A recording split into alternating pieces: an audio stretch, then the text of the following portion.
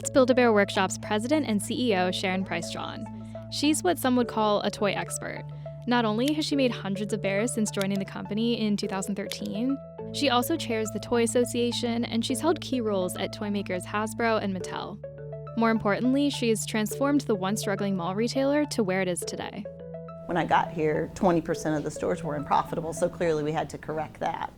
At the onset of the pandemic, Build-A-Bear's share price fell to a low of below $1 per share, dropping more than 90% from its all-time high. Since December 2020, its share price has grown more than 1,150%, and at one point it even outpaced tech giants Nvidia, Oracle, Palantir, and Microsoft. They've done a lot of the right stuff, and frankly, they've been rewarded because they've done a great job. But tariff headwinds have finally caught up with the company. Its third quarter 2025 gross profits took a $4 million hit, and its stock fell more than 15% following the news. Even amid tariffs, a government shutdown, inflation, Build-A-Bear's stock has been a bit of a bright spot in retail. CNBC took a deep dive into what's been fueling this growth.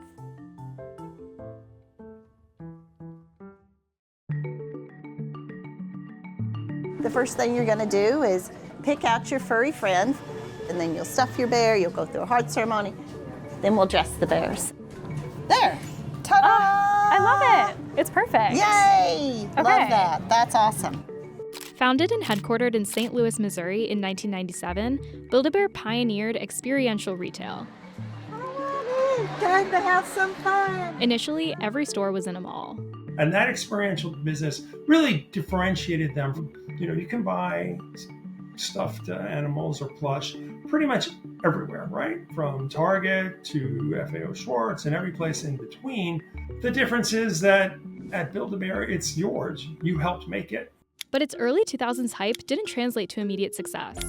After the 2008 financial crisis, Build-A-Bear suffered from weak sales as mall traffic plummeted. Consumers moved online, but the company was slow to catch up. Its share price plunged, and Build-A-Bear reported a $49 million loss in its fiscal 2012.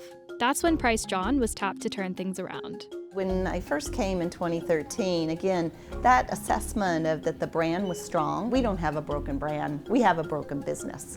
And when you started doing interviews, you really understood how much this brand meant to people. Build-A-Bear's share price hit an all-time high of about $76 in September 2025. It's since declined by almost 30%. But in its third quarter 2025, the company said the past 9 months had been the most profitable in its history. Revenue missed Wall Street's expectations, but rose nearly 3% to $122.7 million. And the company still expects its full-year revenue to surpass $500 million for the first time. But to get there, Build-A-Bear needed to adapt and pivot so that it wasn't just a retailer for kids at the mall. It revamped its stores, closed underperforming locations, and opened new ones in tourist hubs like this one in Midtown Manhattan, or at theme parks and department stores. Build-A-Bear's CEO told me that one of the points of focus for her when turning around the company's business was leveraging IP and partnerships like this one behind me, which is Wicked, which she said is one of the kidulting trends that the company is seeing, where adults are coming in to build bears as well. Now, those sales make up about 40% of the business, doubling from 2013.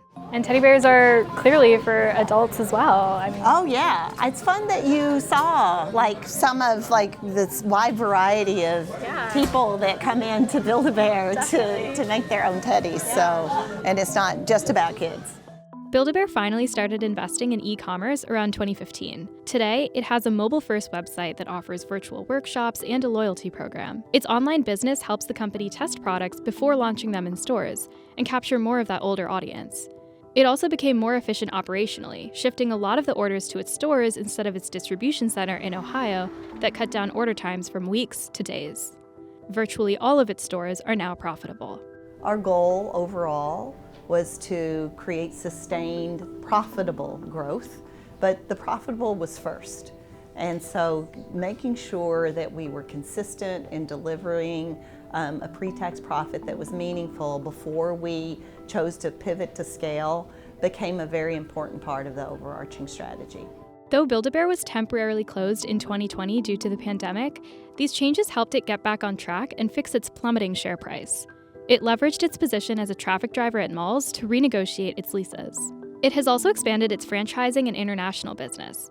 The 651 workshops are now in 33 countries, with 7 added in 2025.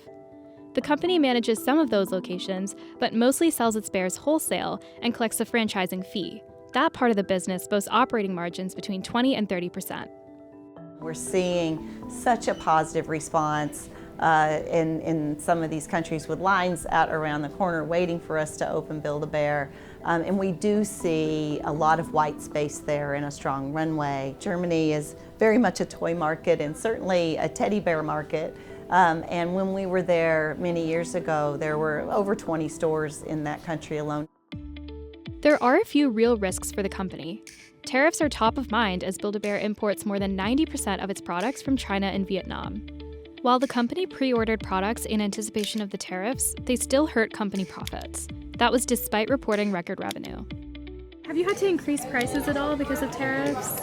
Yes, we have, but we do that on a very selective basis.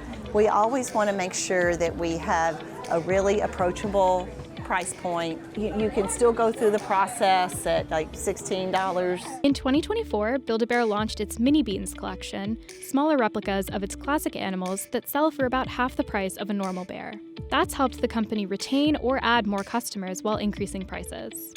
Traffic slowed during the government shutdown, and the company said it likely dampened consumer sentiment, but it picked back up following Black Friday. And unlike other retail companies, it's anticipating a lot of sales between Christmas and New Year's. We just don't have a lot of returns. And a lot of times investors are like, they have to think about that for a minute. And we're like, well, who's going to bring back a teddy bear that they just made? Like, are you ever going to bring back this timeless teddy? Right. No, I mean, it's yours now. It's all right. Right. You know, So it's the heart. So yeah, it's alive and it's your bear. Exactly.